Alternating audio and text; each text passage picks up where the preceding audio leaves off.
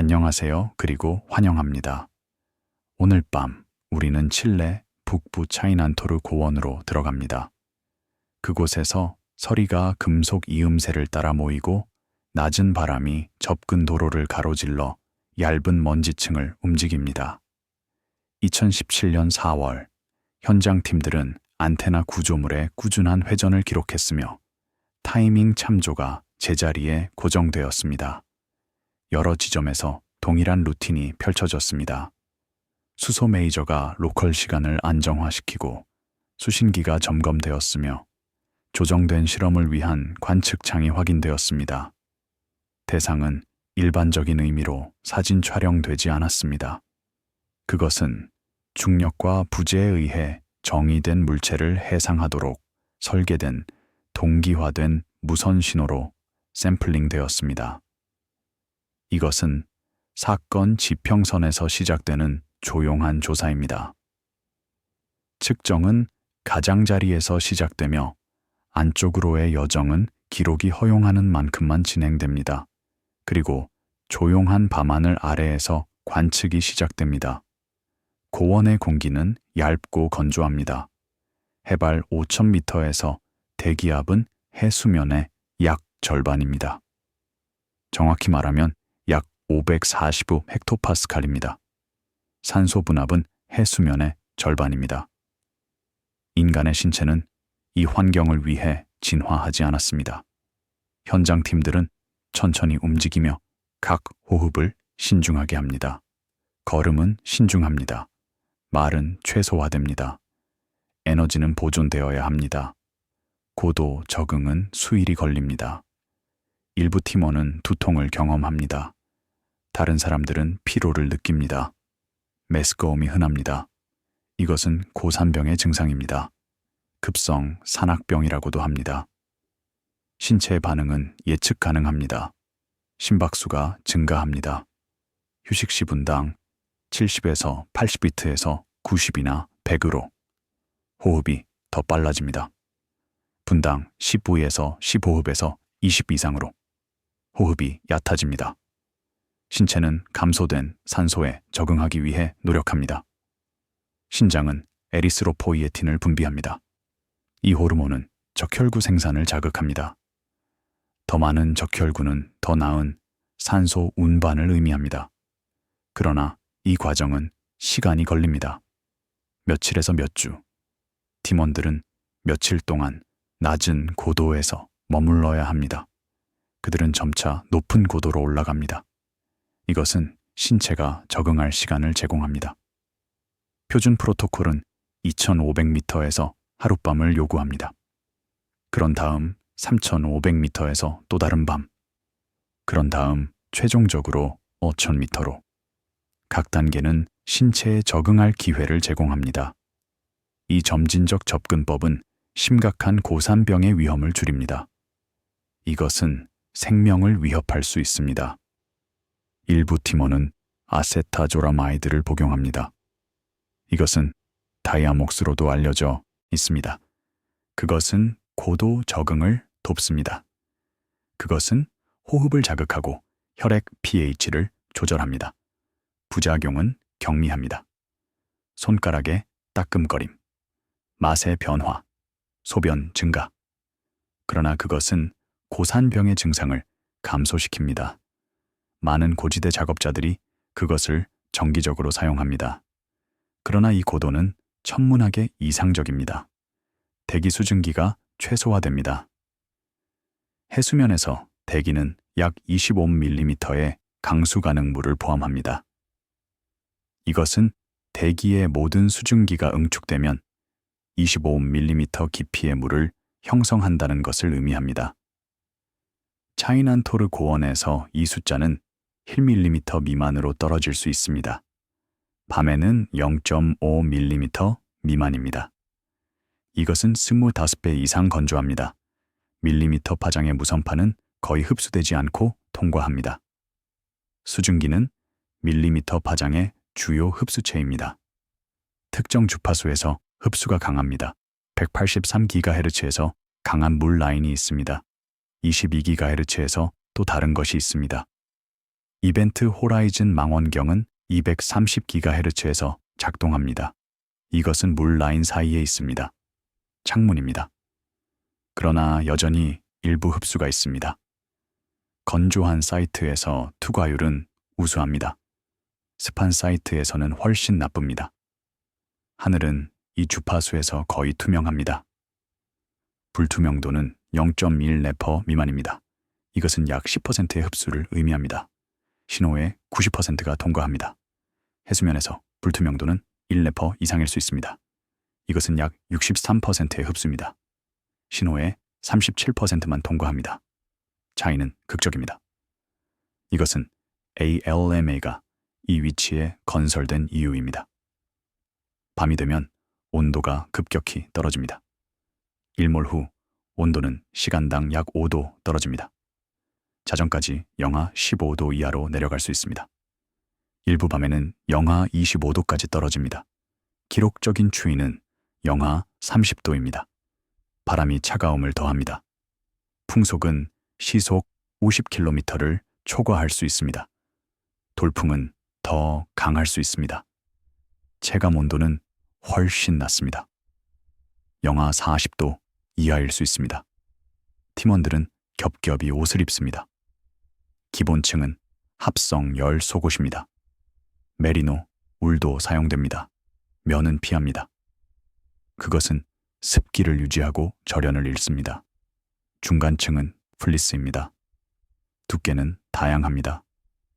가벼운 플리스는 활동용입니다. 무거운 플리스는 휴식용입니다. 외부층은 방풍 재킷입니다. 그것은 또한 방수입니다. 고어텍스나 유사한 소재가 사용됩니다. 장갑은 필수입니다. 손가락이 몇 분 안에 동상에 걸릴 수 있습니다. 동상은 조직 동결입니다. 그것은 영구적인 손상을 일으킬 수 있습니다. 심한 경우 절단이 필요합니다. 따라서 손보호는 중요합니다. 두 쌍의 장갑이 권장됩니다. 얇은 라이너 장갑이 먼저 적용됩니다. 두꺼운 절연 장갑이 그 위에 적용됩니다. 라이너 장갑은 섬세한 작업을 허용합니다. 두꺼운 장갑은 보호를 제공합니다. 얼굴 보호도 필요합니다. 노출된 피부는 빠르게 알 수 있습니다.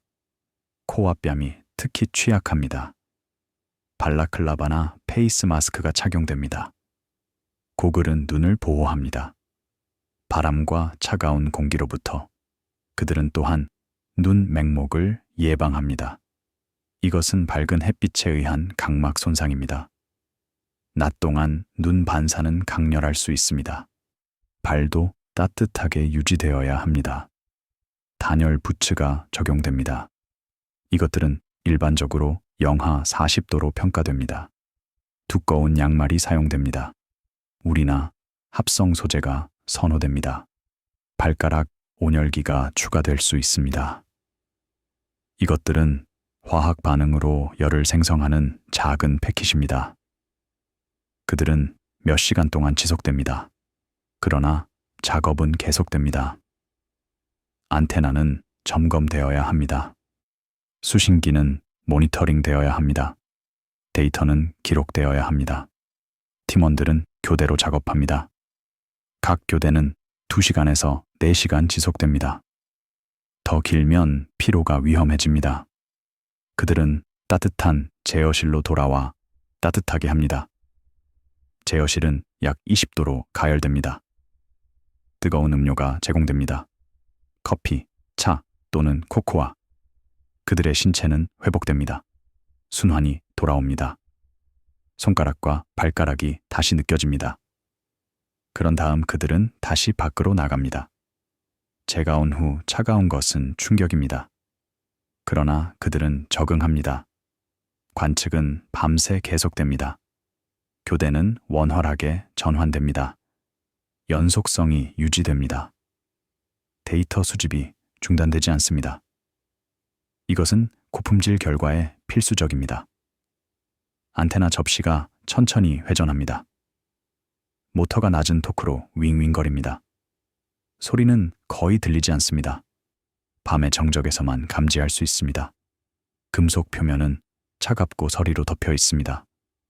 서리는 수증기가 금속에 직접 응축되어 형성됩니다. 노점이 낮지만 일부 수분은 여전히 존재합니다.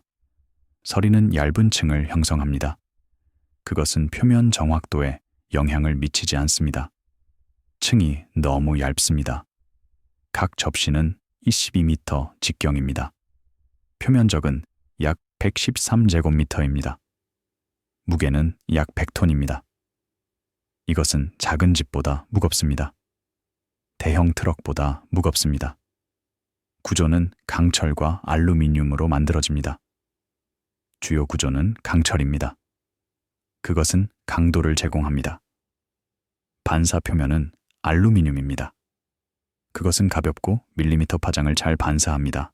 그럼에도 불구하고 그들은 놀라운 정밀도로 움직입니다. 포인팅 정확도는 2초각 미만입니다. 1초각은 도의 360분의 1입니다. 2조각은 약 0.000516도입니다. 이것은 극도로 작은 각도입니다. 이것은 500m 떨어진 곳에서 1cm 대상을 겨냥하는 것과 같습니다. 이 정밀도는 고급 제어 시스템에 의해 달성됩니다. 제어 시스템은 여러 구성 요소로 구성됩니다. 먼저, 인코더가 있습니다. 이것들은 안테나의 정확한 위치를 측정합니다. 방위각과 고도 모두. 해상도는 초각의 일부입니다. 인코더는 광학 또는 자기입니다. 그들은 지속적으로 위치를 추적합니다. 초당 여러 번. 다음으로 컴퓨터가 있습니다. 그것은 대상의 예상 위치를 계산합니다. 지구의 회전을 설명합니다. 대기 굴절을 설명합니다. 안테나 구조의 중력 처짐을 설명합니다. 온도 확장을 설명합니다. 모든 효과가 모델링됩니다. 계산은 실시간으로 수행됩니다. 초당 여러 번. 그런 다음 제어 알고리즘이 있습니다. 그것은 현재 위치와 원하는 위치를 비교합니다. 그것은 오류를 계산합니다. 그것은 보정 명령을 결정합니다.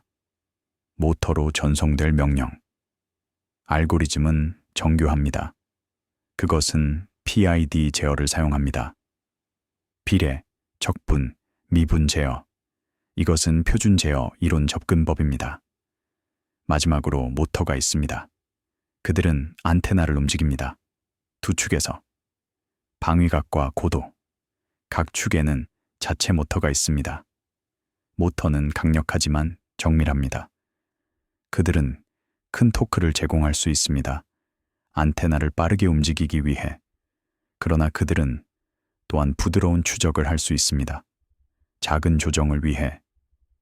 루프는 지속적으로 실행됩니다. 초당 10번에서 100번. 위치가 측정됩니다. 오류가 계산됩니다. 명령이 전송됩니다.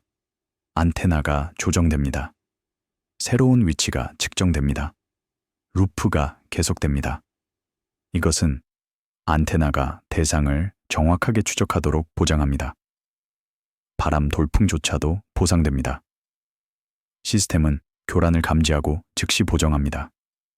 바람 보상은 중요합니다. 고원에서 바람은 예측할 수 없습니다. 돌풍은 갑자기 올 수 있습니다. 그들은 안테나를 밀 수 있습니다. 몇 조각씩. 이것은 포인팅 정확도를 저하시킬 것입니다. 그러나 제어 시스템은 빠르게 반응합니다. 그것은 교란을 감지합니다. 그것은 보정 명령을 보냅니다. 안테나가 다시 정렬됩니다. 모든 것이 초 미만에 발생합니다. 66개의 안테나가 고원을 가로질러 배치되어 있습니다. 그들은 라노데 찬난톨라고 불리는 고원에 있습니다. 이것은 찬난톨의 평평한 지역을 의미합니다. 고원은 약 18제곱킬로미터입니다. 그것은 안데스 산맥의 화산 고원입니다. 토양은 화산입니다. 암석과 먼지. 식물은 거의 없습니다. 일부 이끼와 지류. 그러나 더 이상은 아닙니다. 일부는 서로 가깝습니다. 150m만큼 가까울 수 있습니다. 이것은 컴팩트 어레이 구성입니다. 그것은 대규모 구조를 이미징하는 데 사용됩니다. 확장된 방출, 분산된 가스 구름, 넓은 은하 영역. 이러한 것들에는 짧은 기준선이 필요합니다. 기준선은 두 안테나 사이의 거리입니다. 다른 것들은 수 킬로미터 떨어져 있습니다. 최대 기준선은 약 16km입니다. 이것은 확장된 어레이 구성입니다. 그것은 작은 세부 사항을 해결하는 데 사용됩니다. 컴팩트 소스, 점 같은 물체, 먼 은하의 중심. 이러한 것들에는 긴 기준선이 필요합니다. 강역은 관측되는 각도 규모에 따라 달라집니다. 각도 해상도는 파장을 기준선으로 나눈 값에 비례합니다. 230GHz에서 파장은 약 1.3mm입니다. 16km 기준선의 경우 각도 해상도는 약 0.01초각입니다. 이것은 매우 높은 해상도입니다. 작은 세부 사항을 보려면 넓은 간격이 필요합니다. 기준선이 길수록 해상도가 높습니다. 대규모 구조를 보려면 좁은 간격이 필요합니다. 기준선이 짧을수록 큰 규모에 민감합니다. 이것은 간섭 측정법의 기본 원리입니다. 안테나는 이러한 다양한 구성을 제공하도록 배열될 수 있습니다. 안테나는 대형 트랜스포머에 의해 이동됩니다. 이것들은 특수 차량입니다. 오토와 로레라고 불립니다. 그들은 각각 약 130톤의 무게를 운반할 수 있습니다. 그들은 28개의 바퀴를 가지고 있습니다. 각 바퀴는 독립적으로 조정됩니다.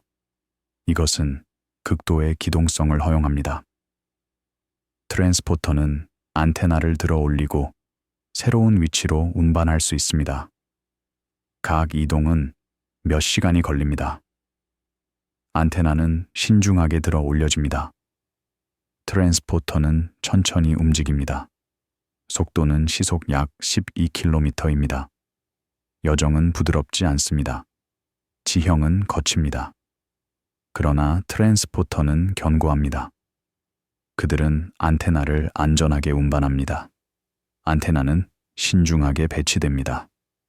위치는 밀리미터 정확도로 측정됩니다. GPS가 사용됩니다. 전 지구 위치 확인 시스템. 그러나 표준 GPS만으로는 충분하지 않습니다. 그것은 약 미터 정확도만 제공합니다. 대신 차등 GPS가 사용됩니다. 이것은 기지국을 사용합니다. 알려진 위치에서 기지국은 GPS 신호를 수정합니다. 정확도는 센티미터로 향상됩니다. 측량팀은 위치를 확인합니다. 그들은 레이저 측정 장비를 사용합니다. 거리가 측정됩니다. 각도가 측정됩니다. 위치가 계산됩니다. 오류가 감지되면 안테나가 조정됩니다. 약간. 위치가 사양을 충족할 때까지. 이 정밀도는 간섭 측정법에 필수적입니다. 위치 오류는 위상 오류를 일으킵니다. 위상 오류는 이미지 품질을 저하시킵니다. 그들은 이미지를 흐리게 합니다. 그들은 가짜 특징을 생성합니다. 따라서 위치는 정확하게 알려져야 합니다. 밀리미터 수준에서. 함께 그들은 아타카마 대형 밀리미터 서브 밀리미터 어레이를 형성합니다.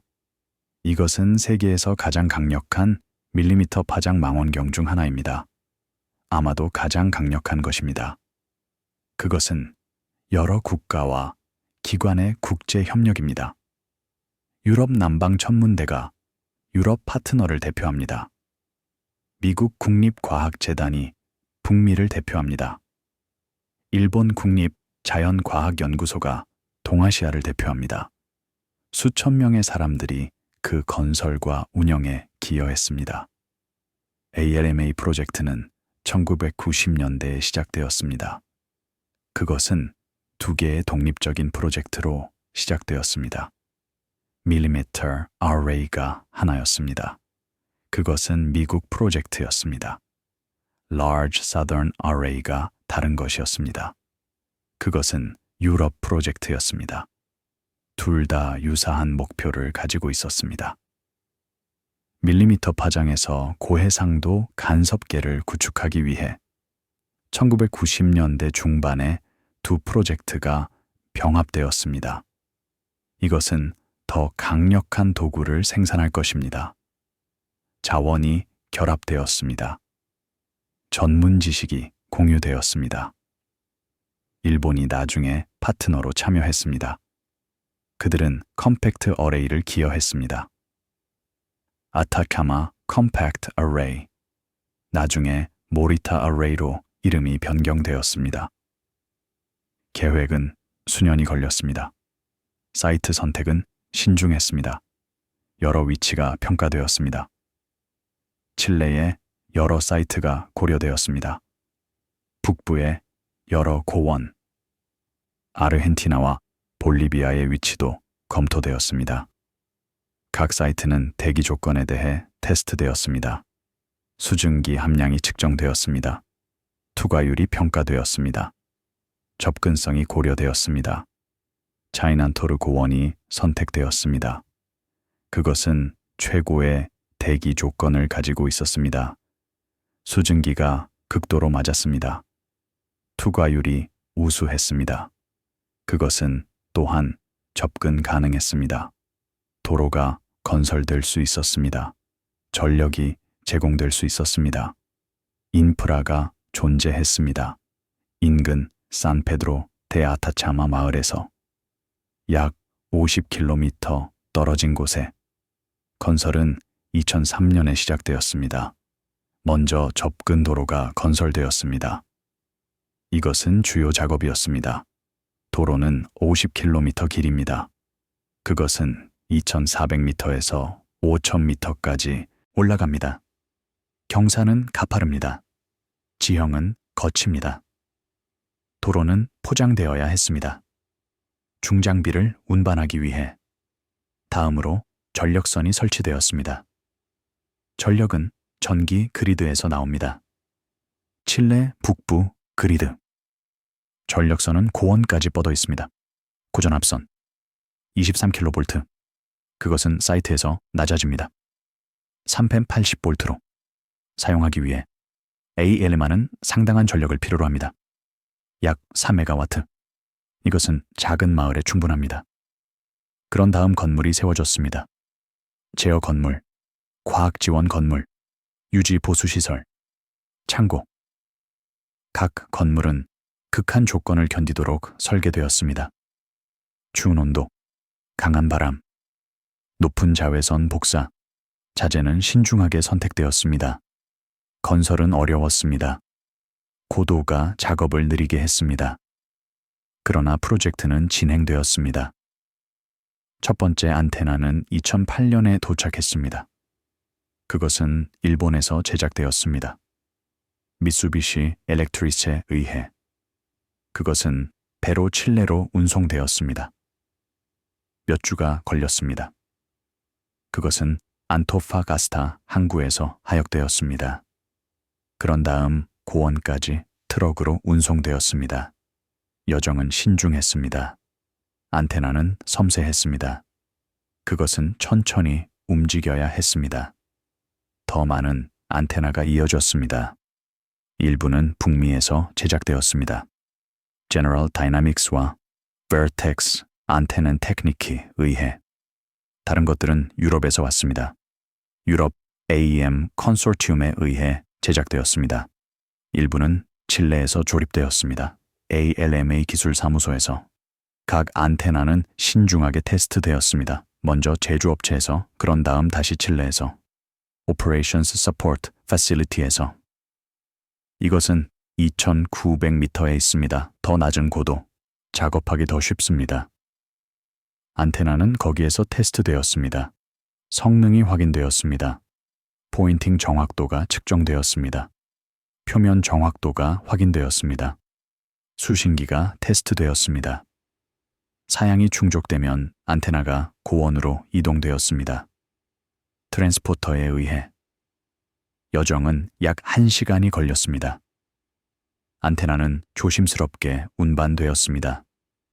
고원에서 최종 테스트가 수행되었습니다. 안테나가 어레이에 통합되었습니다. 그것은 과학 관측에 사용할 준비가 되었습니다. 과학 관측은 2011년에 시작되었습니다. 처음에는 몇 개의 안테나만 사용되었습니다. 약 16개. 그러나 이것조차도 강력했습니다. 이미 흥미로운 과학을 생산했습니다. 더 많은 안테나가 추가됨에 따라 능력이 증가했습니다. 해상도가 향상되었습니다. 감도가 증가했습니다. 과학 출력이 급증했습니다. 프로젝트는 2013년에 공식적으로 완료되었습니다. 모든 66개의 안테나가 작동했습니다. 시스템이 완전히 통합되었습니다. 취임식 행사가 열렸습니다. 정부 관료들이 참석했습니다. 칠레, 미국, 유럽, 그리고 일본에서 과학자들이 발표했습니다. 언론이 초대되었습니다. 그것은 축하의 날이었습니다. 총 비용은 약 14억 달러였습니다. 이것은 역사상 가장 비싼 지상 기반 망원경 중 하나입니다. 그러나 투자는 정당화되었습니다. ILMA는 수많은 발견을 했습니다. 그것은 별 형성 영역을 이미지화했습니다. 그것은 원형성 디스크를 해결했습니다. 그것은 먼 은하를 감지했습니다. 그것은 분자 구름을 연구했습니다. 그것은 천문학의 혁명을 일으켰습니다. 이벤트 호라이즌 망원경 네트워크는 단일 장비가 아닙니다. 그것은 대륙을 가로지르는 독립적인 천문대에 조정된 시스템입니다. 각 사이트는 자체 수신기, 자체 시계, 그리고 자체 보정 절차를 가지고 있습니다. 함께 작동할 때 그들은 행성 크기의 망원경을 형성합니다.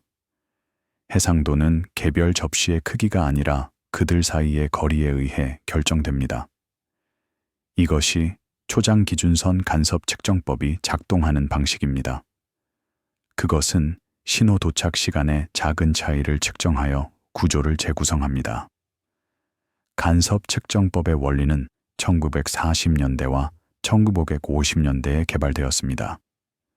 초기 개척자는 마틴 라일레과 조세프 파우시가 포함되었습니다.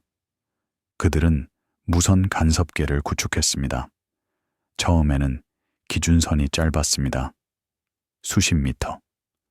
그러나 그들은 기술을 입증했습니다.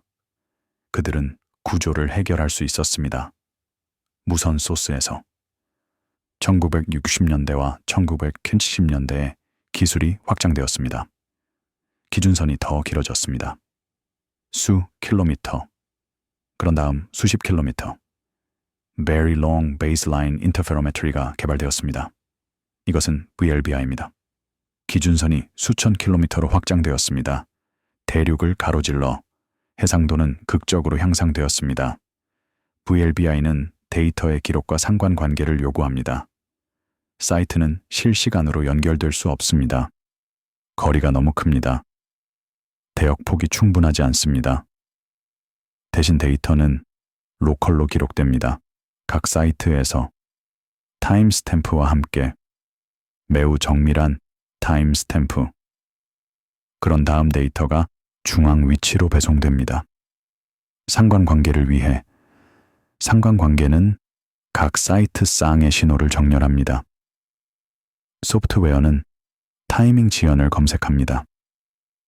신호가 일치하는 곳, 일치가 발견되면 사이트 사이의 기준선이 대상에서 오는 신호에 대한 정보를 제공합니다.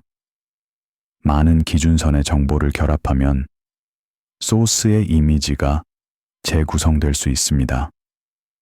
수학은 풀이의 변환을 기반으로 합니다. 각 기준선은 소스, 밝기 분포의 풀이의 구성 요소를 측정합니다. 많은 기준선을 결합하면 많은 풀이의 구성 요소를 샘플링합니다. 역풀이의 변화는 이미지를 재구성합니다. 더 많은 기준선은 더 나은 샘플링을 의미합니다. 더 나은 샘플링은 더 나은 이미지를 의미합니다. 그러나 샘플링은 결코 완전하지 않습니다. 기준선의 수는 유한합니다. 많은 풀이의 구성 요소가 측정되지 않습니다. 이것은 이미지 재구성을 어렵게 만듭니다. 고급 알고리즘이 필요합니다. 부족한 정보를 채우기 위해 이것은 간섭 측정법의 중심 문제입니다. 제어실에서 화면은 타이밍 신호를 표시합니다. 숫자는 나노초, 정밀도로 업데이트됩니다. 각 사이트에 대해 별도의 디스플레이. 시간이 스크롤됩니다. 나노초가 마이크로초로 누적됩니다. 마이크로초가 밀리초로, 밀리초, 초로. 그러나 정확도는 결코 저하되지 않습니다. 원자시계는 각 사이트에서 로컬 시간을 유지합니다. 이러한 시계는 극도로 안정적입니다. 그들은 수백만 년 동안 1초도 잃지 않을 것입니다. 이것은 과장이 아닙니다. 최고의 원자시계는 10의 마이너스 18승의 안정성을 가집니다. 이것은 우주의 나이 동안 1초를 잃지 않는다는 것을 의미합니다. 우주는 약 138억 년입니다. 또는 약 4칩의 17승 초. 10의 마이너스 18승 안정성의 시계는 이 시간 동안 약 0.4초를 잃을 것입니다. 이벤트 호라이즌 망원경에 사용되는 시계는 그렇게 좋지 않습니다. 그들은 약 10의 마이너스 13승의 안정성을 가집니다. 이것은 여전히 뛰어납니다. 그것은 1년에 약 3마이크로초를 잃는다는 것을 의미합니다. 또는 100만 년에 약 3초. 이 정밀도가 필요합니다. 지구 크기의 망원경이 작동하려면 모든 사이트가 동일한 순간을 관측해야 합니다. 타이밍의 작은 오류는 이미지를 흐리게 만들 수 있습니다. 위상 오류를 일으킵니다. 위상은 신호가 사이클에서 어디에 있는지 측정합니다. 정연파의 경우 위상은 0도에서 360도까지입니다. 타이밍 오류는 위상 오류를 유발합니다. 위상 오류는 간섭 패턴을 왜곡합니다. 왜곡된 패턴은 열악한 이미지를 생성합니다. 그래서 시계는 신중하게 모니터링되고 GPS 위성에 대해 확인됩니다. GPS는 글로벌 포지셔닝 시스템입니다. 그것은 미국에 의해 개발되었습니다. 국방부에 의해. 1970년대와 1980년대. 그것은 1990년대에 완전히 작동했습니다. 원래 목적은 군사 내비게이션이었습니다. 그러나 그것은 민간 사용에 개방되었습니다. 시스템은 궤도에서 약 32개의 위성으로 구성됩니다. 그들은 약 20,000km 고도에 있습니다. 중간 지구 궤도에 그들은 약 12시간의 궤도 주기를 가집니다. 위성은 6개의 궤도면에 분산되어 있습니다. 이것은 전 세계적 범위를 제공합니다. 언제든지 최소 4개의 위성이 보입니다. 지구의 어느 곳에서나. 각 위성은 원자시계를 운반합니다.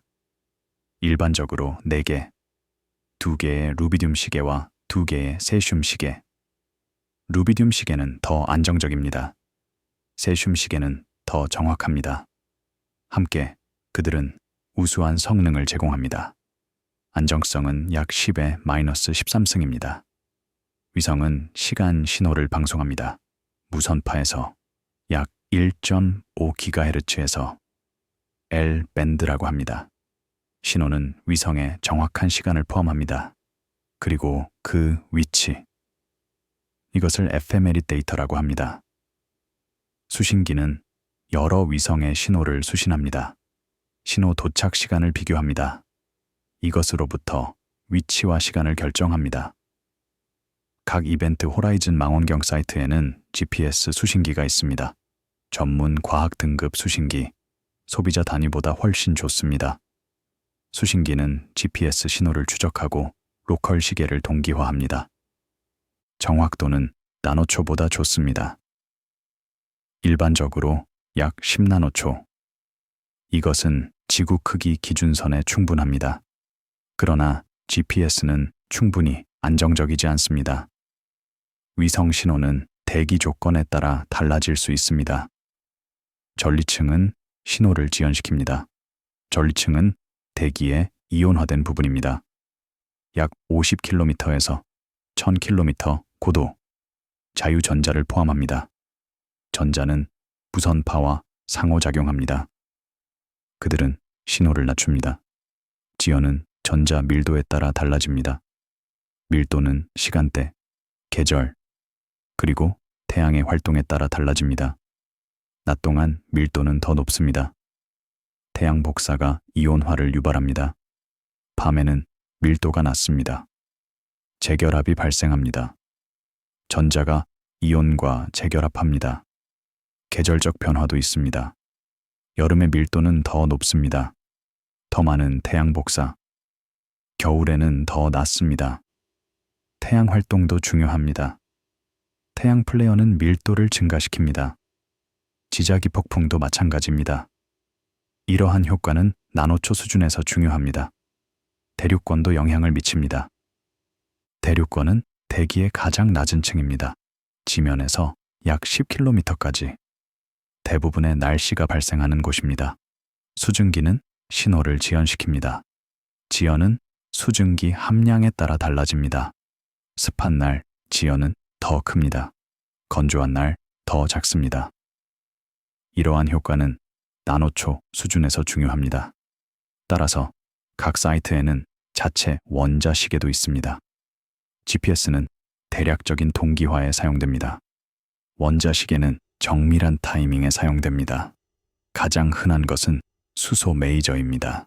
수소 메이저는 1960년에 발명되었습니다. 노만 램시와 그의 동료들에 의해 하버드 유니버시티에서. 그것은 수소 원자의 특성을 사용합니다. 특히 초미세 전이. 이것은 수소의 그라운드 스테이트의 두 수준 사이의 전입니다. 에너지 차이는 작습니다. 그것은 젠차 20MHz의 광자에 해당합니다. 또는 21cm의 파장. 이 전이는 매우 안정적인 주파수를 가집니다. 정확히 1000 1405.1.768Hz입니다. 주파수는 기본 물리 상수에 의해 정의됩니다. 양성자와 전자의 자기 모멘트, 플랑크 상수, 이러한 상수는 변하지 않습니다. 따라서 전이 주파수는 변하지 않습니다. 이것은 수소 메이저를 이상적인 주파수 참조로 만듭니다. 장치는 수소 가스 용기를 유지합니다. 압력은 매우 낮습니다. 약 0.001파스칼. 이것은 진공에 가깝습니다. 용기는 마이크로파 공동으로 둘러싸여 있습니다. 공동은 샤삭 20MHz에서 공명합니다. 그것은 매우 높은 품질 계수를 가지고 있습니다. 이것은 날카로운 공명을 의미합니다. 수소 원자는 들뜬 상태에 준비됩니다. 상태 선택에 의해. 이것은 좌석입니다. 그것은 스핀업 원자와 스핀다운 원자를 분리합니다. 스핀업 원자만 용기에 들어갑니다. 이것들은 들뜬 상태에 있습니다. 용기에서 원자는 전이를 겪습니다. 들뜬 상태에서 그라운드 스테이트로. 그들은 엘나아샷 20MHz에서 마이크로파를 방출합니다. 방출은 유도 방출에 의해 자극됩니다. 이미 공동에 있는 마이크로파로부터. 방출은 공동에서 증폭됩니다. 공명 때문에. 결과는 극도로 순수한 주파수 신호입니다. 신호는 공동에서 추출됩니다. 작은 안테나에 의해. 그것은 증폭되고 분배됩니다. 사이트의 모든 장비로. 모든 것이 이 신호에 동기화됩니다. 그것은 마스터 클록입니다. 신호는 매우 안정적입니다. 단기 안정성은 약심의 마이너스 13승입니다. 이것은 알란 디비에이션으로 측정됩니다. 이것은 시계 안정성의 표준 측정입니다. 10의-13승은 1년에 약 3마이크로초를 잃는다는 것을 의미합니다. 장기 안정성은 약간 나쁩니다. 약 10의-12승, 온도 변화와 자기장 변화로 인해.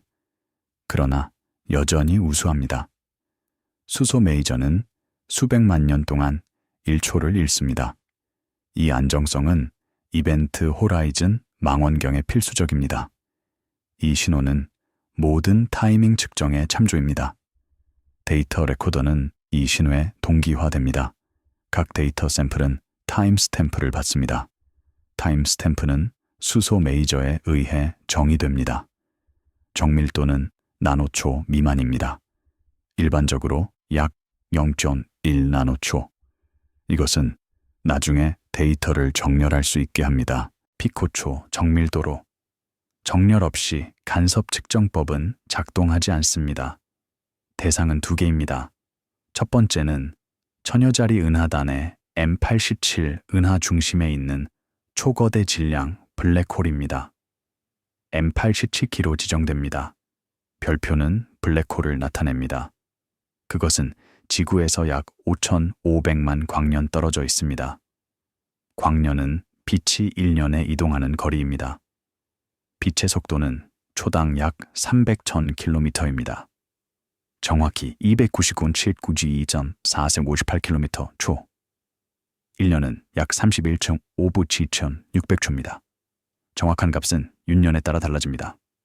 따라서 1광년은 약 9.4261조 킬로미터입니다. 5,500만 광년은 약 502천 킬로미터입니다. 또는 5.BU 갱콤의 20승 킬로미터입니다. 이 거리를 상상하기는 불가능합니다. 비교를 위해 가장 가까운 별인 피록시마 센타우리는 약 4.24광년 떨어져 있습니다. M87은 약 1300만 배 더 멉니다. 우리 은하의 중심은 약 26천 광년 떨어져 있습니다.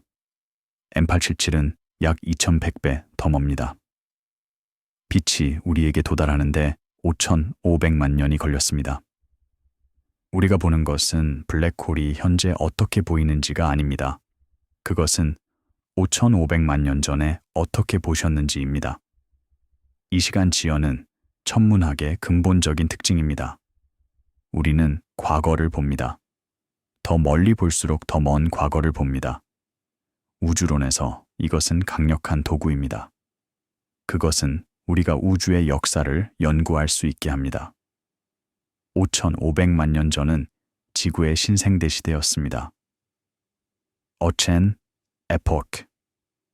공룡은 이미 멸종했습니다. 약 6,600만 년 전에. 포유류가 다양화되고 있었습니다. 그들은 공룡이 남긴 생태적 틈새를 채우고 있었습니다. 초기 영장류가 나타나고 있었습니다. 작은 나무 거주자. 인간은 아직 존재하지 않았습니다.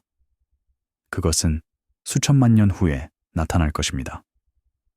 첫 번째 유인원은 약 2천만 년 전에 나타났습니다. 첫 번째 호미니는 약 100만 년 전에, 호모사피엔스는 약 300,000년 전에. 그러나 M877에서 나온 빛은 이미 여행을 시작했습니다. 어체네에서. 그것은 우주를 통과하여 여행했습니다. 5,500만 년 동안. 방해받지 않고 은하 사이의 거의 완벽한 진공을 통해. 때때로 먼지 입자가 경로를 가로막았습니다. 빛이 산란되거나 흡수되었습니다. 그러나 대부분은 통과했습니다. 빛은 또한 우주의 팽창에 의해 영향을 받았습니다. 우주는 팽창하고 있습니다. 은하들은 서로에서 멀어지고 있습니다. 빛의 파장은 팽창에 의해 늘어납니다. 이것을 적색편이라고 합니다. 적색 편의는 거리에 비례합니다. M877의 경우 적색 편의는 약 0.004입니다.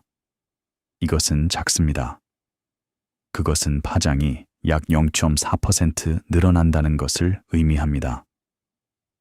효과는 미미하지만 측정 가능합니다. 블랙홀의 질량은 태양 질량의 약 65억 배입니다. 이 숫자는 Z의 역학에서 추정됩니다.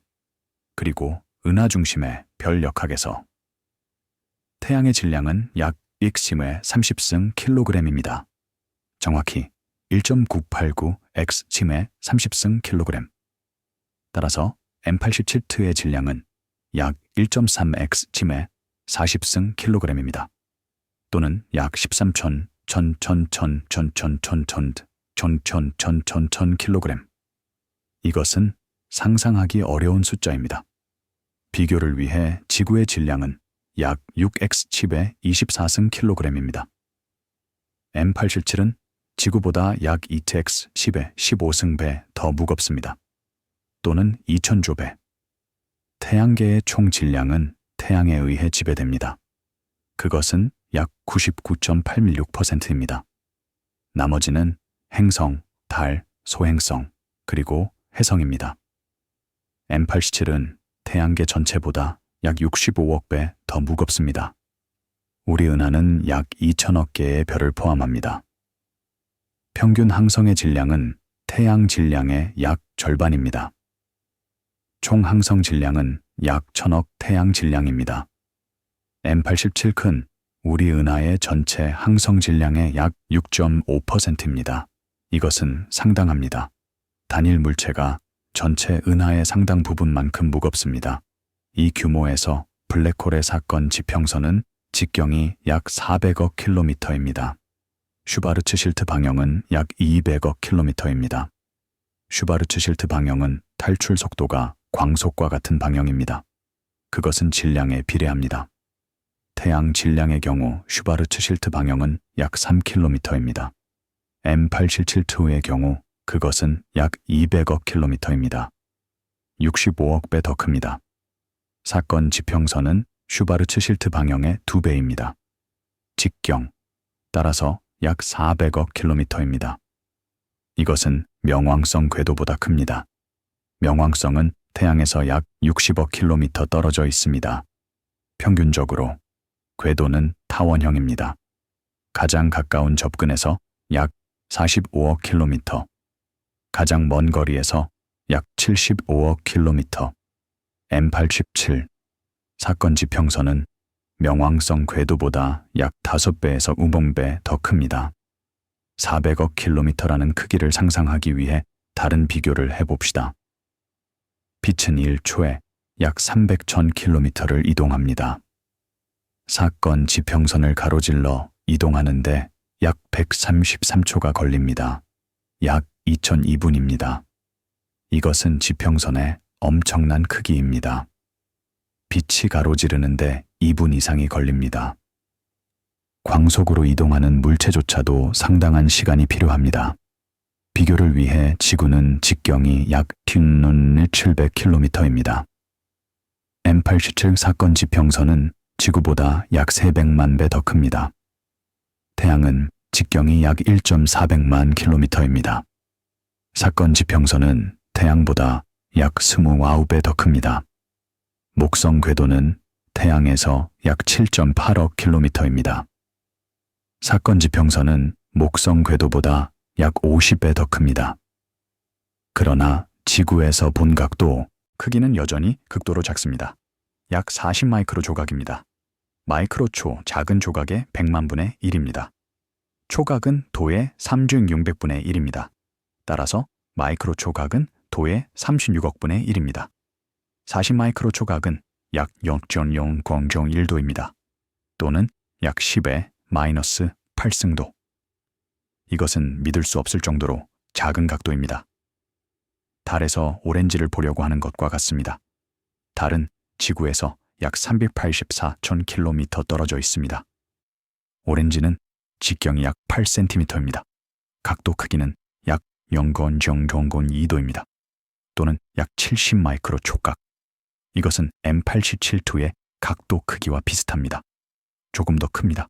그러나 같은 정도입니다. 또 다른 비교.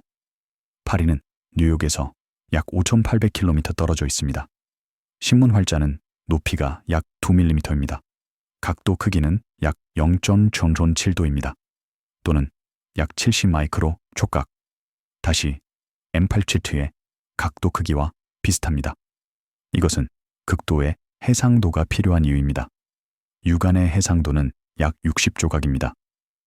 이것은 M87의 각도 크기보다 150만 배 나쁩니다.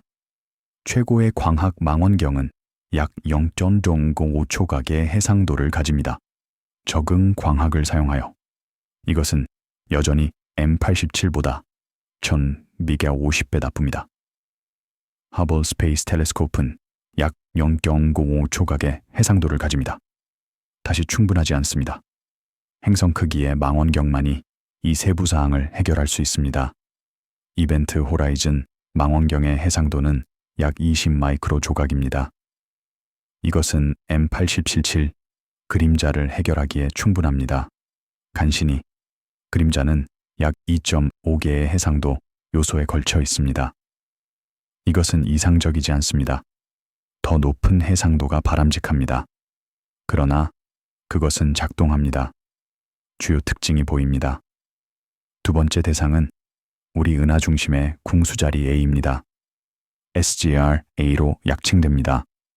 그것은 훨씬 가깝습니다. 약 26천 광년 떨어져 있습니다. 1광년은 약 9,461조 킬로미터입니다. 26천 광년은 약 246천조 킬로미터입니다. 또는 약 2.46x집의 17승 킬로미터. 이것은 여전히 엄청난 거리입니다. 그러나 M87보다 약 2100배 더 가깝습니다. 빛은 우리에게 도달하는데 26천 년이 걸립니다. 우리가 보는 것은 블랙홀이 26천 년 전에 어떻게 보셨는지입니다. 이것은 인간 역사의 관점에서 오래되었습니다. 그러나 지질학적 시간의 관점에서는 최근입니다. 26천 년 전은 후기 구석기 시대였습니다. 빙하기의 마지막 빙하 최대값 동안 해수면은 오늘날보다 약 120m 낮았습니다. 많은 물이 빙하로 갇혀 있었습니다. 현대 인간은 이미 전 세계에 퍼져 있었습니다. 그들은 유럽, 아시아, 그리고 아메리카에 있었습니다. 그들은 대형 포유류를 사냥하고 있었습니다. 그들은 동굴에 그림을 그리고 있었습니다. 그들은 정교한 도구를 개발하고 있었습니다. 그러나 궁수자리 A에서 나온 빛은 이미 여행 중이었습니다. 그것은 은하를 통과했습니다. 별 사이의 공간을 통해 거의 진공. 그러나 완벽하지 않습니다. 성간 매질이 있습니다. 가스와 먼지. 빛은 이 물질과 상호작용했습니다. 일부는 산란되었습니다. 일부는 흡수되었습니다. 그러나 대부분은 통과했습니다. 블랙홀의 질량은 태양 질량의 약 400만 배입니다. 이 숫자는 별 궤도에서 매우 정확하게 알려져 있습니다. 은하 중심 근처의 별들은 블랙홀 주위를 궤도 돕니다. 그들의 궤도는 수십 년 동안 추적되었습니다. 가장 가까운 별은 S2입니다. 그것은 약 16년의 주기를 가집니다. 그 궤도는 매우 정확하게 측정되었습니다. 케플레르의 제3법칙은 블랙홀의 질량을 결정할 수 있게 합니다. 법칙은 궤도 주기가 반장축의 3,2제곱에 비례한다고 말합니다. 비례 상수는 중심 질량에 의존합니다. S2의 경우 주기는 약 16.5년입니다. 반장축은 약 970 천문단위입니다. 천문단위는 지구에서 태양까지의 거리입니다. 약 150백만 킬로미터. 이 숫자로부터 중심 질량은 약 415xim의 6승 태양 질량으로 계산됩니다. 불확실성은 약 1%입니다. 이것은 천체 물리학에서 매우 정확한 질량 측정입니다. 그것은 은하 중심에 엄청난 질량이 있다는 것을 확실하게 보여줍니다. 작은 공간에 집중되어 이것은 블랙홀과 일치합니다. M877보다 1000배 이상 가볍습니다. 정확히 약 1000전600배. 그러나 여전히 엄청나게 무겁습니다. 우리 태양계의 모든 것을 합친 것보다 무겁습니다. 수백만 배, 질량은 약 8객십의 36승 킬로그램입니다. 지구보다 약 1.객십의 12승배 더 무겁습니다. 또는 약 1.3조 배. 사건 지평선은 직경이 약 2,400만 킬로미터입니다. 슈바르츠 실트 방향은 약 1,200만 킬로미터입니다. 이것은 수성 궤도보다 작습니다. 수성은 태양에서 약 5,800만 킬로미터 떨어져 있습니다. 평균적으로 사건 지평선은 수성 궤도의 약 절반입니다. 그러나 여전히 엄청난 크기입니다. 비교를 위해 태양의 직경은 약 1.400만 킬로미터입니다. 사건 지평선은 태양보다 약 16배 더 큽니다. 지구에서 달까지의 거리는 약 384천 킬로미터입니다. 사건 지평선은 약 63배 더 큽니다. 각도 크기는 M87과 비슷합니다. 약 52 마이크로 초각. 궁수자리 AI 훨씬 작지만 훨씬 가깝습니다. 두 효과가 거의 상쇄됩니다. M87의 경우 크기는 65억 태양 질량이고 거리는 5,500만 광년입니다. SGR-AI의 경우 크기는 400만 태양 질량이고 거리는 26천 광년입니다. 비율은 비슷합니다. 따라서 각도 크기는 비슷합니다. 그러나 환경은 매우 다릅니다. 궁수자리 A은 훨씬 더 변동이 심합니다. 주변 가스는 빠르게 움직입니다. 밝기는 몇 분 안에 변할 수 있습니다. 플레어가 자주 관측됩니다. 적외선과 X선에서 밝기는 몇 배 증가할 수 있습니다. 그런 다음 몇 시간 내에 감소합니다. 이것은 이미징을 더 어렵게 만듭니다. 소스가 관측되는 동안 변합니다. 이미지는 변화하는 소스의 평균이 되어야 합니다. 평균화는 일부 세부 사항을 흐리게 합니다. 그러나 주요 특징은 여전히 보입니다. 평균 구조, 시간에 따른 변동성은 블랙홀 주변 환경의 혼란스러운 특성을 반영합니다. 가스는 무작위로 궤도를 돌고 있습니다. 자기장이 재배열됩니다. 뜨거운 점이 나타나고 사라집니다. 이 모든 것이 몇 분의 시간 척도에서 발생합니다. 이것은 관측이 필요한 시간과 비교할 수 있습니다. 몇 시간이 필요합니다. 따라서 이미지는 실제로 시간에 따른 평균입니다. 은하 중심은 별의 밀집 영역입니다. 궁수자리, 안나 근처의 별 밀도는 태양 근처보다 약 10백만 배 더 높습니다. 태양 근처에는 입방 광년당 약 0.14개의 별이 있습니다. 은하 중심 근처에는 입방 광년당 약 100만 개의 별이 있을 수 있습니다. 가장 가까운 지역에서 별들은 서로 가깝게 궤도를 돌고 있습니다. 일부 별은 몇 년의 궤도 주기를 가집니다. 가장 가까운 별은 S2입니다. 또는 S-2. 명명은 발견 그룹에 따라 달라집니다. 그것은 궁수자리 A가 주위를 약 16년의 주기로 궤도를 돕니다. 정확히 16005년. 가장 가까운 접근에서 그것은 사건 지평선에서 약 120천문 단위입니다. 120천문 단위는 약 180억 킬로미터입니다. 사건 지평선은 약 2,400만 킬로미터입니다.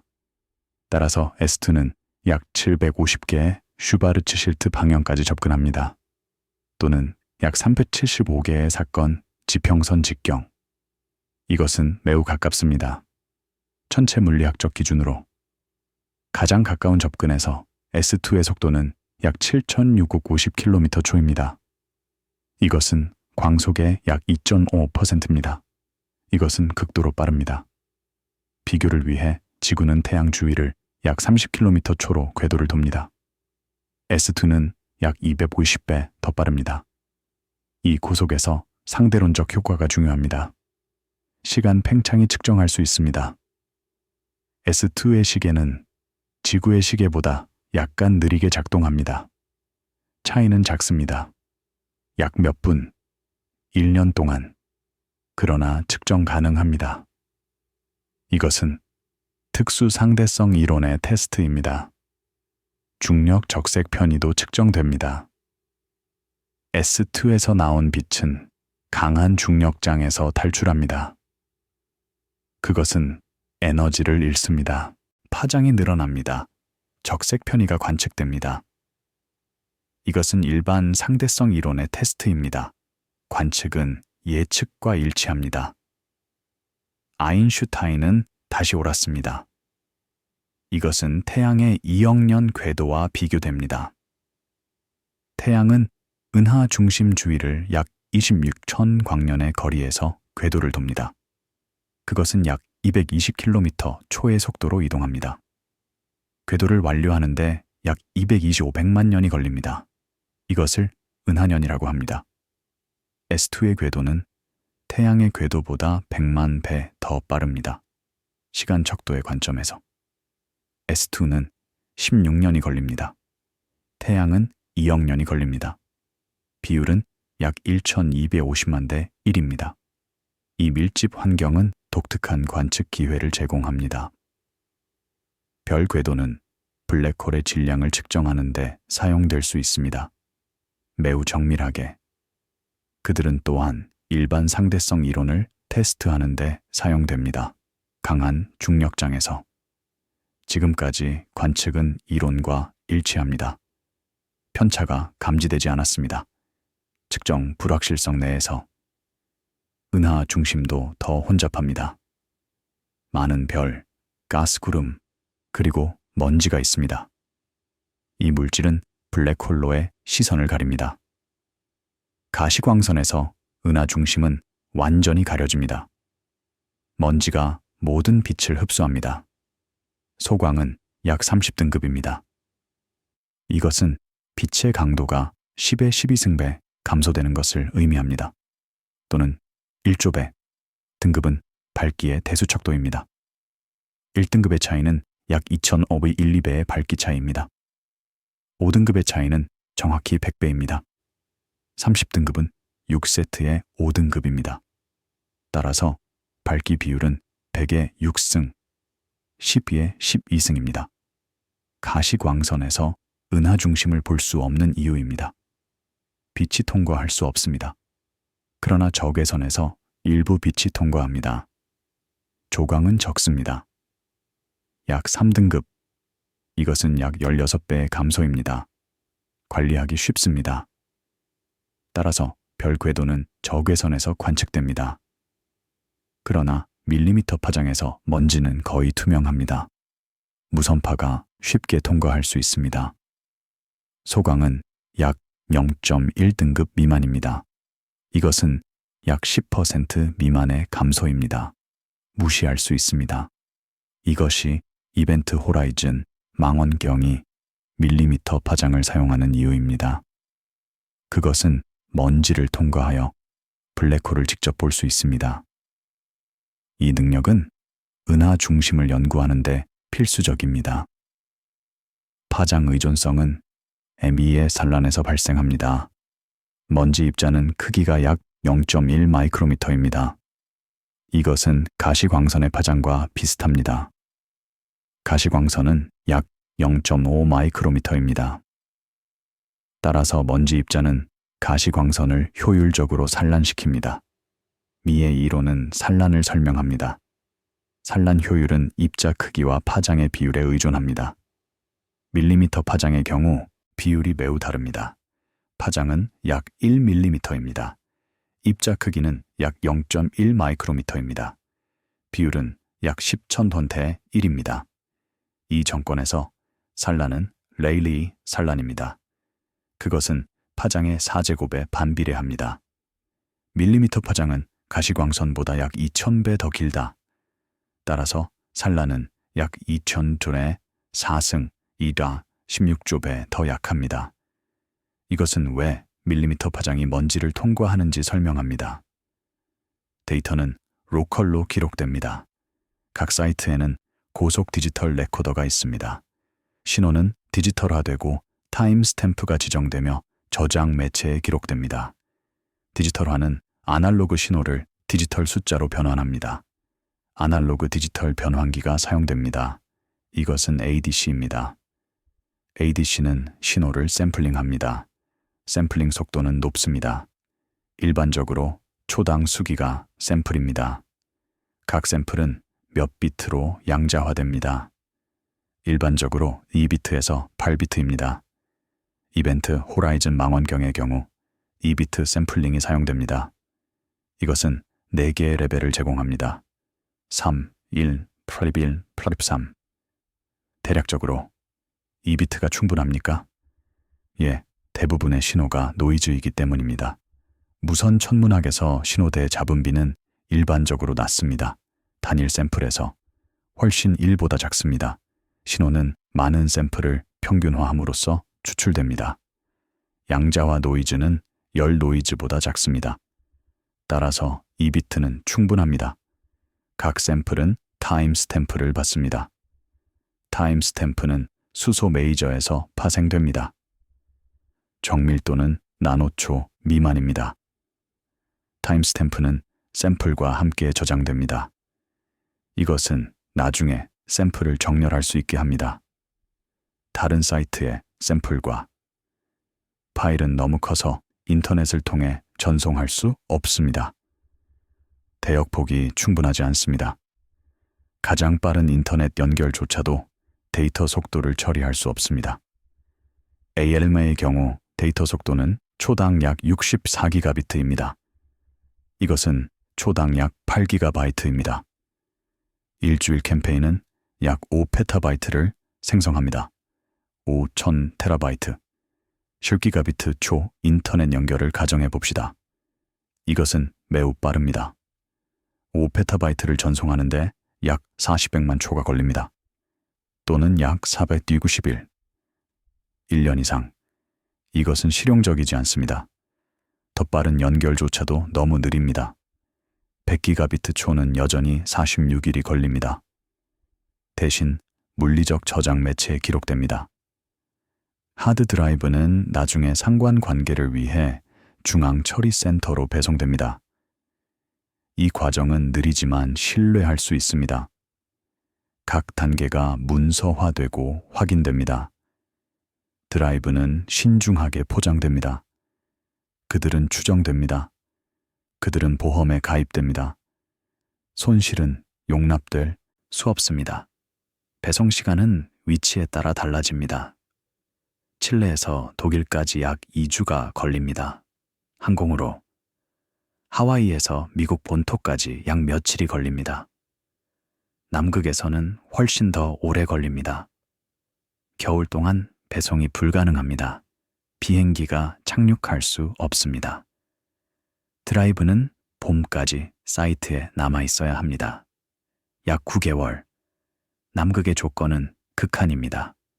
겨울 동안 태양은 결코 뜨지 않습니다. 6개월의 밤입니다. 온도는 영하 80도 이하로 떨어집니다. 바람이 시속 100km를 초과할 수 있습니다. 체감 온도는 상상할 수 없습니다. 영하 100도 이하. 사람은 밖에서 오래 생존할 수 없습니다. 몇 분이 치명적일 수 있습니다. 이러한 조건에서 데이터는 사이트에 남아 있어야 합니다. 그것은 온도 조절 건물에 저장됩니다. 드라이브는 안전합니다. 그들은 극한 추위를 견딥니다. 그들은 봄을 기다립니다.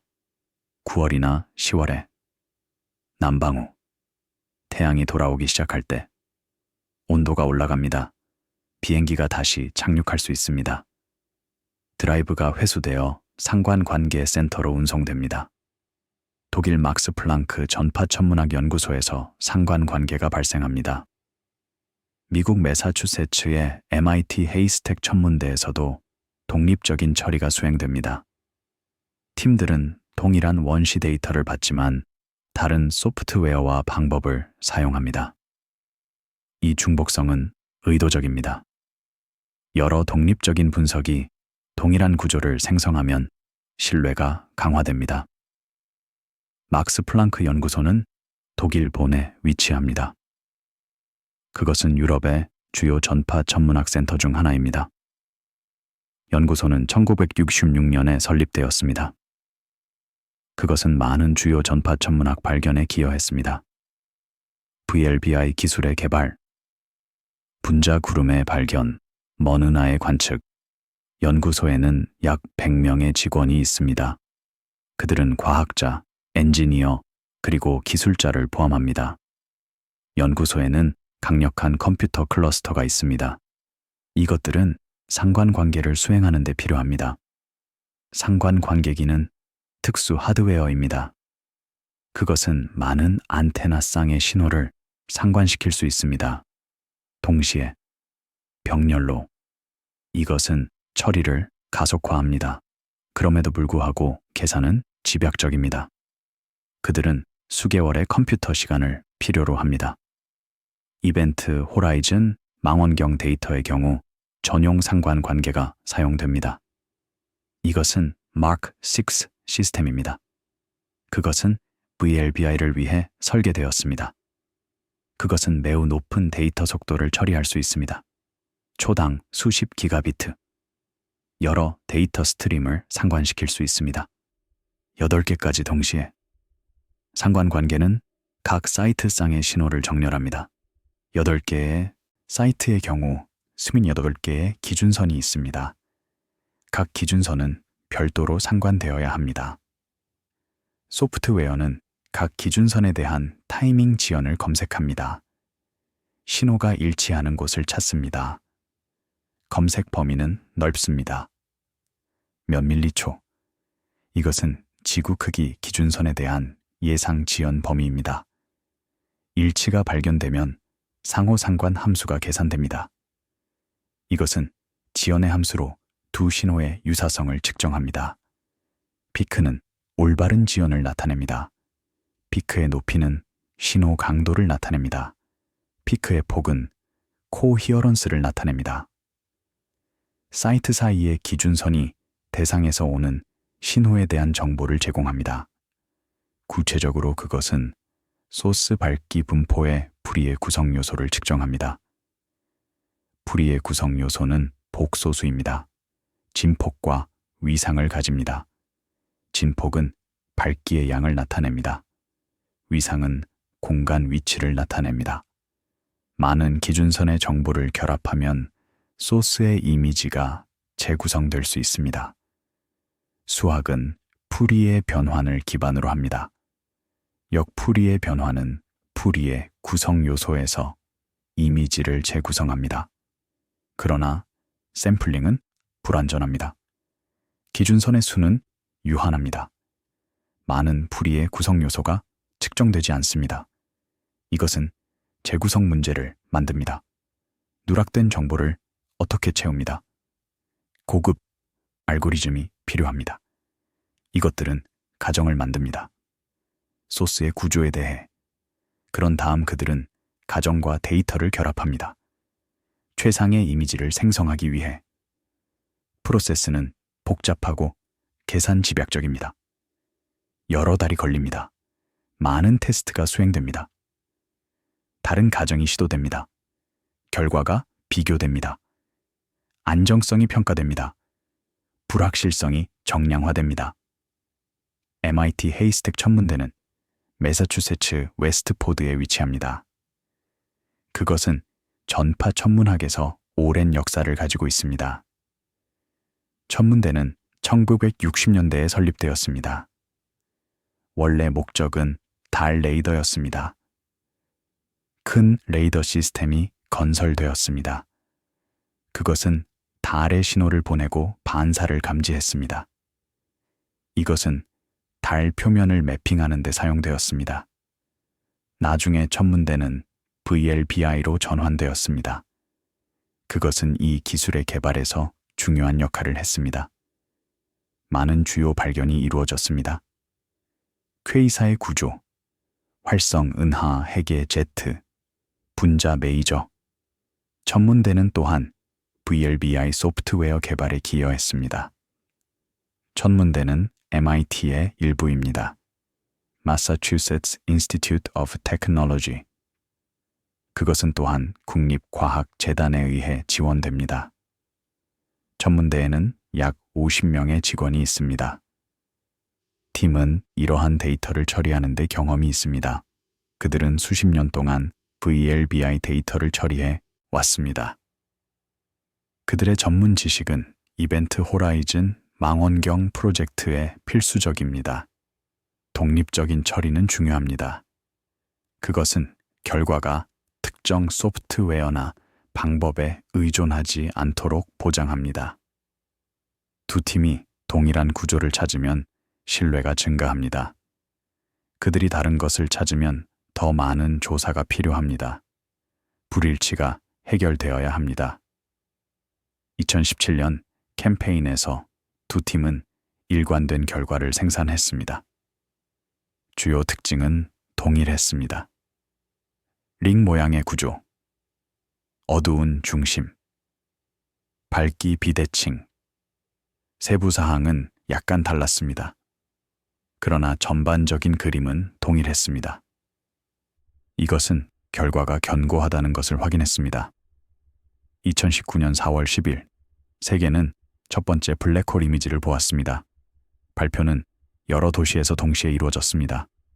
브뤼셀, 워싱턴, 산티아고, 도쿄, 타이페이, 그리고 상하이. 각 위치에는 기자회견이 있었습니다. 과학자들이 결과를 발표했습니다. 이미지가 공개되었습니다. 그것은 전 세계적인 사건이었습니다. 협력의 국제적 특성을 반영했습니다. 이미지는 놀라웠습니다. 밝은 링과 어두운 중심. 링은 균일하지 않았습니다. 한쪽이 다른 쪽보다 밝았습니다. 남쪽이 북쪽과 보다 약 10배 더 밝았습니다. 어두운 중심은 블랙홀의 그림자였습니다. 사건 지평선 주변의 광자 궤도의 효과. 이것은 블랙홀의 첫 번째 직접 시각적 증거였습니다. 그림자 크기는 이론 예측과 일치했습니다. 일반 상대성 이론은 광자 궤도 반경을 예측합니다. 슈바르츠-실트 블랙홀의 경우 그것은 슈바르츠-실트 반경의 1.5배입니다. 회전하는 블랙홀의 경우 그것은 다릅니다. 스핀에 따라. 그러나 항상 같은 정도입니다. M87T의 경우 예상 그림자 크기는 약 42 마이크로 초각이었습니다. 관측된 크기는 약 42 프리즈 3 마이크로 초각이었습니다. 우수한 일치. 이것은 이론을 확인했습니다. 그것은 또한 질량 추정치를 확인했습니다. 65억 태양 질량, 불확실성 내에서 밝기 비대칭은 또한 예상되었습니다. 그것은 상대론적 빔 형성에서 발생합니다. 가스는 블랙홀 주위를 거의 광속으로 궤도를 돕니다. 가스가 우리를 향해 움직일 때 그것은 더 밝아 보입니다. 멀어질 때 더 어둡습니다. 이것은 도플러 효과입니다. 상대론적 속도로 효과는 극적입니다. 우리를 향해 움직이는 가스는 수십 배 더 밝아 보일 수 있습니다. 멀어지는 가스보다. 따라서 링은 한쪽이 더 밝습니다. 관측은 이것을 확인했습니다. 밝기 비율은 약 10이었습니다. 이것은 예측과 일치했습니다. 수십 년의 이론이 확인되었습니다. 블랙홀은 1916년에 칼 슈와르츠실드에 의해 예측되었습니다. 아인슈타인의 일반 상대성 이론의 첫 번째 정확한 하에. 그러나 그들은 오랫동안 수학적 호기심으로 간주되었습니다. 물리적 현실이 아닙니다. 수십 년 동안 논쟁이 있었습니다. 그들은 실제로 형성될 수 있습니까? 아니면 자연이 그들을 피합니까? 1960년대에 증거가 축적되기 시작했습니다. 퀘이사가 발견되었습니다. 1963년 그들의 엄청난 에너지 출력은 설명이 필요했습니다. 블랙홀이 제한되었습니다. 에너지 소스로. 물질이 블랙홀로 떨어지면 에너지를 방출합니다. 엄청난 양, 질량의 일부가 에너지로 변환됩니다. 이 MCT에 의해 효율은 높습니다. 약 10%. 핵융합보다 훨씬 높습니다. 약 0.7%. 1970년대에 X선 상성이 발견되었습니다. 이것들은 별이 소형 물체 주위를 궤도 도는 시스템입니다. 소형 물체는 중성자별이나 블랙홀입니다. Cygnus X1이 최초였습니다. 1964년에 발견되었습니다. 궤도 역학은 소형 물체가 약 15태양 질량임을 시사했습니다. 이것은 중성자별에 너무 무겁습니다. 따라서 블랙홀이어야 합니다. 1980년대와 1990년대에 증거가 계속 축적되었습니다. 은하 중심의 거대한 암흑 물체, 별 궤도로부터 추론됩니다. 가스 역학, 이것들은 초거대 질량 블랙홀이라고 불렸습니다. 이제 대부분의 은하가 중심에 하나를 가지고 있다고 믿어집니다. 그러나 직접적인 이미지는 결코 없었습니다.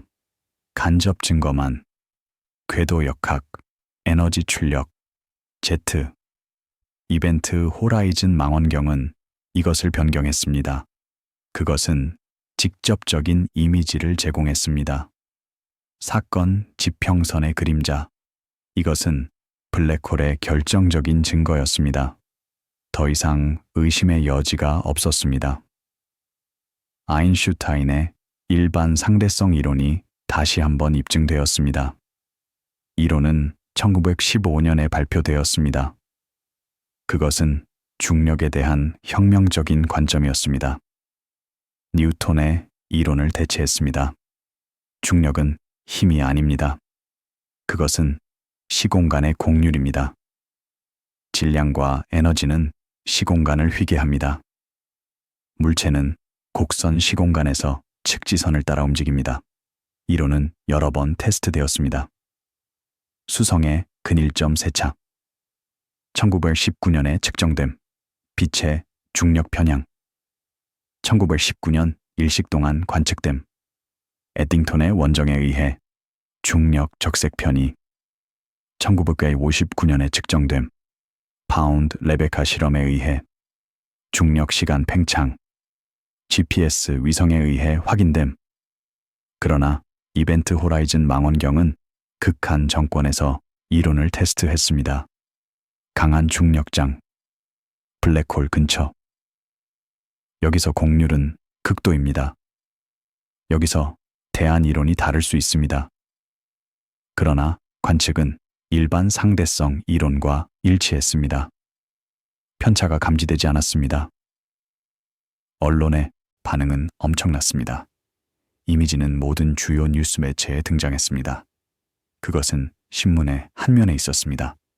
뉴욕 타임스, 워싱턴 포스트, The Guardian, Le Monde. 세계적으로 그것은 텔레비전 뉴스의 주요 이야기였습니다. CNN, BBC, NHK, 모든 곳. 그것은 소셜미디어에서 광범위하게 공유되었습니다. 수백만 번 사람들은 매료되었습니다. 블랙홀은 오랫동안 공상과학의 주제였습니다. 그들은 영화에 등장했습니다. Interstellar, The Black Hole, Event Horizon. 그들은 책에 있었습니다. 무수히 많은. 그들은 TV 프로그램에 있었습니다. 다큐멘터리, 대중과학. 그들은 대중의 상상력을 사로잡았습니다. 그러나 그들은 또한 추상적이었습니다. 이론적, 먼. 이제 그들은 현실이었습니다. 측정 가능하고 이미지화 가능한. 이미지는 구체적이었습니다. 그것은 실제였습니다. 사람들은 그것을 볼 수 있었습니다. 그들은 블랙홀이 어떻게 생겼는지 볼 수 있었습니다. 그것은 강력했습니다. 이미지는 즉시 상징적인 되었습니다. 그것은 블랙홀을 나타냈습니다. 그것은 극한 물리학을 나타냈습니다. 그것은 인간 지식의 한계에서 과학의 힘을 나타냈습니다. 많은 사람들에게 그것은 블랙홀이 실제라는 첫 번째 시각적 확인이었습니다. 이론과 간접 증거가 있었습니다. 그러나 이제 직접적인 이미지가 있었습니다. 그것은 차이를 만들었습니다. 그것은 구체적으로 만들었습니다. 그것은 실제로 만들었습니다. 숙면하세요. 부드럽게 꿈꾸세요. 안녕히 주무세요.